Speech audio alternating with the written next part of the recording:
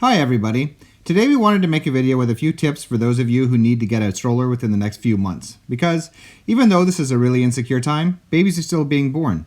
And if this is the time for you to get a stroller for a new child, then that's the way it's got to be, right? But the truth though, is that we really don't know where the world is headed right now. We don't know how long our societies will remain locked down. We don't know how hard those lockdowns will affect either our personal economic conditions or the larger economy around us.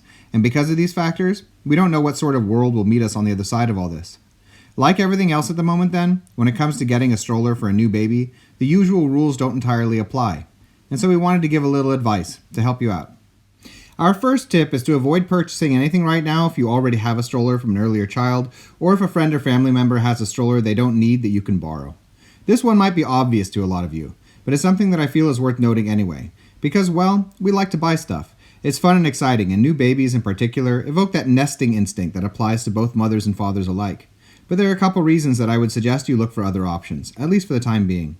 Firstly, there is the matter of your personal economy, of course. And the hard truth is that if this crisis continues for a prolonged period of time, the money you're thinking about spending right now may mean something different to you in a few months' time.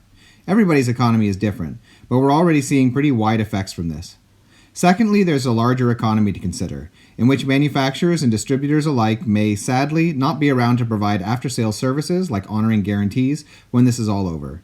And whether you realize it or not, when you crunch the numbers, that guarantee is really one of the main reasons for buying a stroller new in the first place. So then again, tip 1 is to suppress that purchasing instinct and concentrate on your ability to fix and refurbish a stroller you already own, or can get from a friend or family member. We've done a lot of videos regarding repair and refurbishing on our channel, and we plan to release more in the future as well. Our second tip, to buy off the used market, is a direct extension of our first tip and includes similar themes. There are, believe it or not, several good reasons to buy used, especially since the number one reason to buy new, the security of a guarantee, is now no longer a certainty.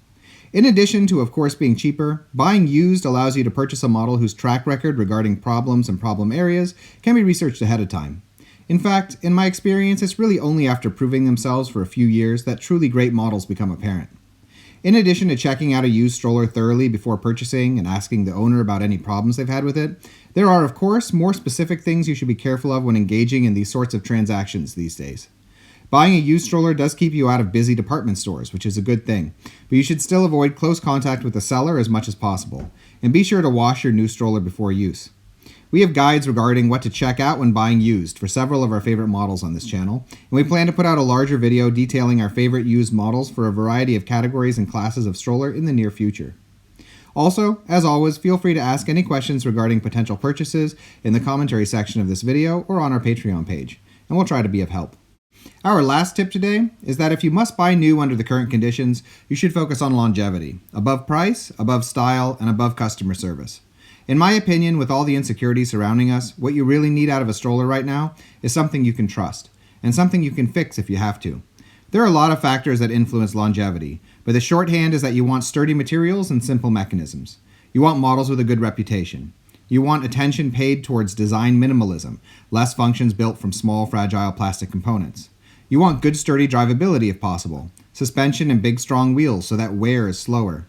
And lastly, you want to buy models that are built such that they can be disassembled and fixed, meaning removable textiles and screws as opposed to rivets, and a brake system you can open up if you have to. There's a wider social impact to choosing a stroller like this, if you have to buy new right now as well. It will help the good manufacturers survive, so that when this is all over, we're not just left with the mass producers of cheap crap. In any case, I hope this video has been useful to some people, and I also hope I haven't made it sound like I think this is the end of the world or something, because it's of course not.